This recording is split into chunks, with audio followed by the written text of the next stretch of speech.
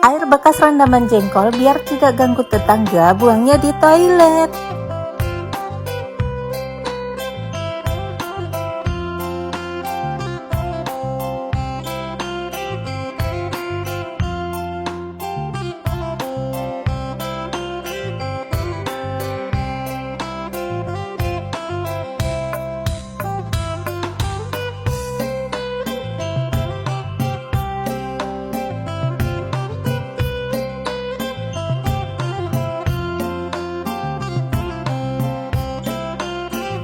Kulit jengkol dikubur di dalam pot biar gak bau dan jadi kompos.